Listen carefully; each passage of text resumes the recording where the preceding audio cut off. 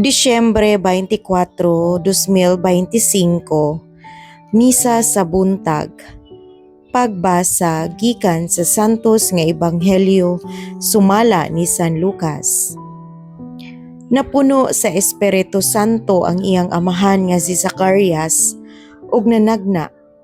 Daygo nato ang Ginoo, ang Dios sa Israel, kay mianhi siya aron pagtabang sa iyang katawhan ug paghatag kanilag kagawasan.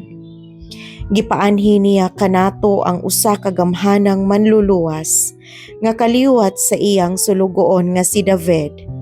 Kini maoy iyang giingon kaniadto pinaagi sa iyang mga balaang propeta. Misaad siya sa pagluwas kanato gikan sa atong mga kaaway ug gikan sa gahom ni adtong tanan nga nagdumot kanato.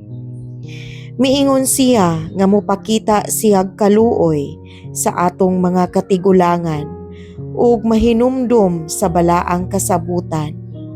Misaad siya sa atong amahan nga si Abraham ug nanumpa nga iya kitang luwason gikan sa atong mga kaaway ug mitugot kanato nga mag-alagad kaniya sa walay kahadlok. Nga mahimong balaan ug matarong sa atubangan niya sa tibuok natong kinabuhi. Ug ikaw, anak ko, tawgon ko nga propeta sa Dios nga labing halangdon.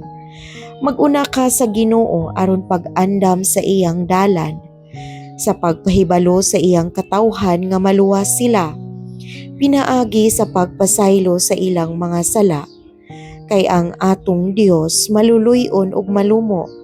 Siya maoy mopadan-ag kanato sa banag-banag nga masanagon sa atong kaluwasan. Ug mobanwag gikan sa langit sa tanang nagpuyo sa mangitngit nga landong sa kamatayo, pag-agak sa atong mga lakang ngadto sa dalan sa kalinaw. Ang Ebanghelyo sa Ginoo. Dahigon ko ikaw, O Kristo.